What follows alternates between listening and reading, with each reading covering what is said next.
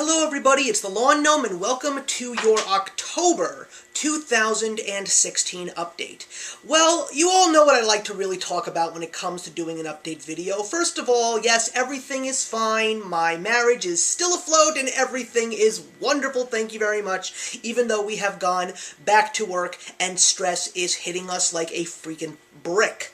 But I'm also trying to do the very best that I can to keep myself under control with all of my wonderful interests and hobbies, along with football returning and my Jets already pissing me off. But we have a lot in store for October because October means that Halloween is coming, and of course that's going to mean my Halloween double feature. I'm also going to be giving you guys my first One That Got Away triple feature to close off 2016, and I've got 3 excellent movies to give you guys my take on.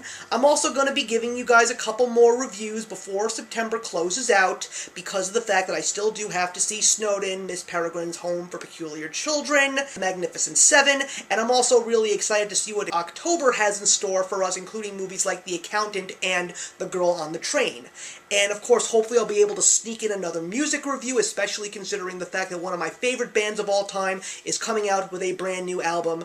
And I'm also getting ready to talk about some TV shows in the coming months because the fall season has already started to get underway. Also, the Gnome Docs are in the middle of being edited because next month is going to be the premiere of episode 1 of my 2016 Gnome Docs, and that, of course, is going to be on Sunday, October the 16th. And let's not forget all the other stuff, including a brand new pop update, a brand new 10 for 12, another Out of the Vault, and of course a whole new bunch of categories in the Friday 5. I am very excited. But today is a very interesting day. This is my 800th upload onto YouTube. Can you believe that? 800! And what's really interesting is the fact that it always seems to come to this point in my YouTube career when there is something important on my mind that I need to bring up. And oh my goodness, have I got a winner for you. Now, I'm not going to go completely balls to the wall here, and I'm going to make sure that I keep myself calm and cool, as well as confident. And of course, if I step out of line, my wife is over there in the room, and if I do something wrong, she is going to slap me over the head. So I'm going to keep it as best as I possibly can in the right direction. I want to talk about diversity today, especially because of the fact that Diversathon took place last week.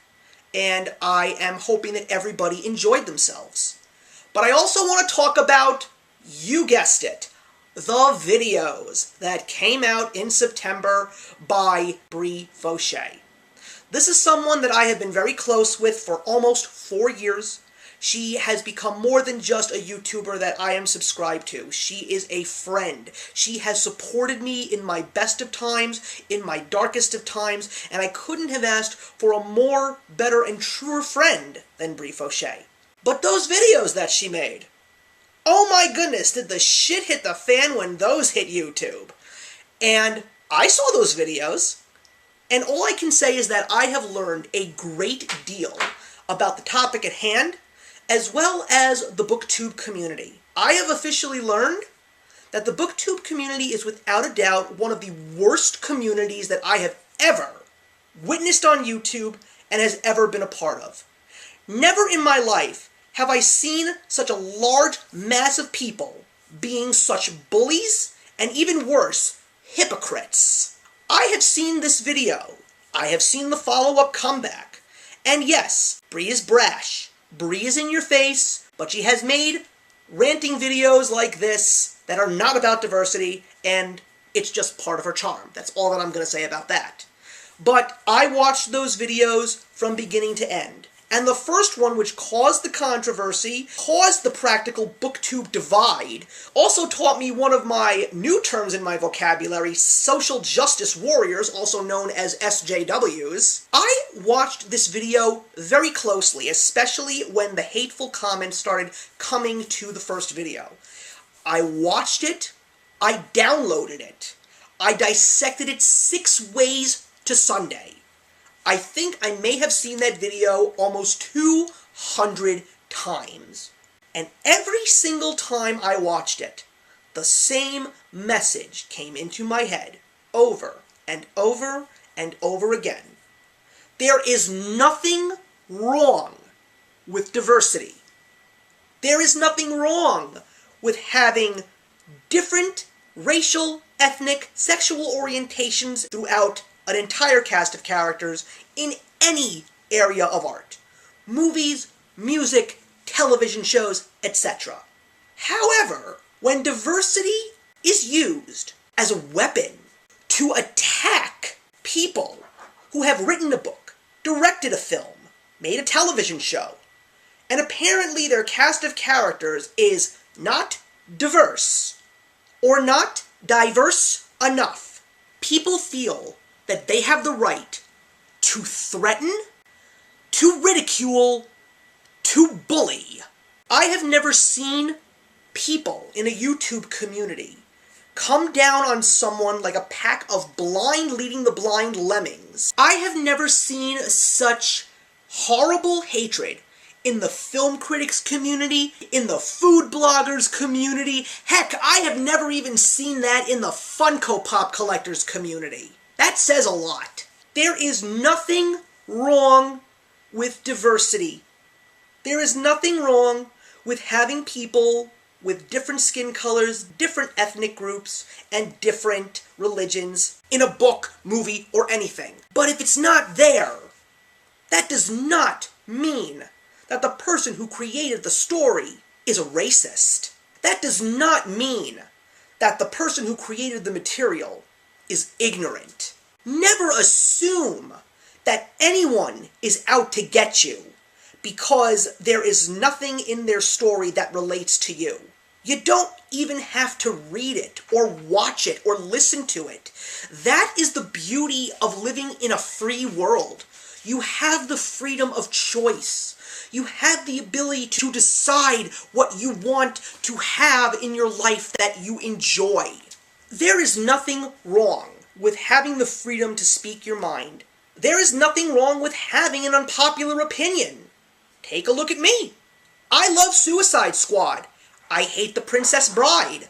I don't think that anything from the hip-hop genre is worth listening to since 2000. Except for Outkast. They're pretty damn awesome. But that's the point that I'm trying to make. We all have the right to be heard. We all have a voice.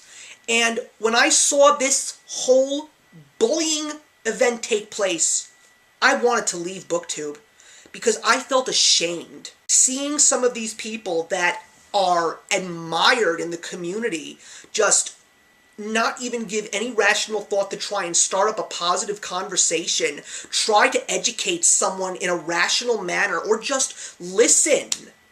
God gave us 2 ears and 1 mouth for a reason. But one of the few things that I will say, now that the second video has come out, I am very happy to see that some of the BookTube community has actually risen up and has attacked the bullies, has attacked the hypocrites. And basically, another thing that I have actually discovered is the fact that some of the biggest names on BookTube when it comes to their material, it's all the same. It's nothing but hauls, unhauls, wrap-ups, and tags. Where's the diversity there? And I also really know I shouldn't be saying this, but I also have to take a small dig towards diversifying. I like to read a good story, regardless of the cast of characters that is in it. But I've actually been watching some of your videos, and I have been taking a look at some of the books that all of you are reading. Some of you guys I am not subscribed to, some of you I am, and those are the videos that I am watching because I have a ton of respect for you. But the books that you're reading, with the stories that they tell, they're not my kind of stories. I will read something that I'm interested in, regardless of what color the person's skin is as the main character, or the sexual orientation, or the religious or ethnic background. But if it's not a story that I want to read, because I feel it's just going to bore me to tears, I'm just not going to read it. Except for one book that I saw reviewed. I am not interested in reading any of those books. I'm sorry. I also feel that that is one of the reasons why there is such an uprising. It's because these authors that write diversity are not writing diversity in the books that most of us are consuming. So there's just gotta be more authors out there writing these kinds of stories, and I hope that that happens one day. And that's where we're gonna stop here, and we're gonna get to the motivational moment, which is the diversity of YouTube. When it comes to diversity in my mind, I am always open to something innovational, something new, something fresh, something controversial, but something that always stands out and that is always unique. And you can't get a more diverse community than YouTube. There are so many different communities. Movie reviewers, comedians, artists, booktubers, you name it. YouTube has got it all. And the best part is, there are no walls and there are no boundaries. We have the ability to say and do, read, watch, whatever we want because of freedom. But the question is, when it comes to diversity, when you go on YouTube, what exactly do you define as diversity? When I go onto YouTube, I'm searching for YouTubers that have great ideas, have great passions that I share, and passions that I've never seen before that I would actually be interested in learning more about. People who want to speak their mind in different ways. People who want to have discussions on regular, popular culture, or even controversial topics. But when I do that, I'm not looking to point out people with a different skin color than mine, a different ethnic background, a different sexual orientation, a different religion. There is nothing wrong with that second group of things, but if that's your main focus on how you want to browse YouTube and look for diverse videos, you're sort of grouping people together, separating them, backing them into individual corners, and then you're slapping a label on their heads. In my opinion, I could be wrong, but I think that that may be the textbook definition of ignorance. You know that I am open to everyone and anything. If you are a positive person, if you have a voice that you want to get out onto YouTube, if you have a passion that you want to share, come to me and let's talk. And if you don't have the same skin color as me, you don't have the same religion as me, I'm not going to judge you on that. I don't judge people on their physical characteristics. I am going to focus on what makes you you. What are the ideas that you have to share? What do you want your voice to be on YouTube?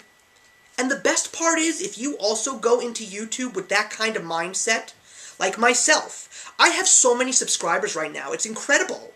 And I focused on the passions, I focused on the ideas, I focused on the thought processes. My subscribers, they're from all over the world. Various skin colors, various ethnic backgrounds, various sexual orientations, various religions.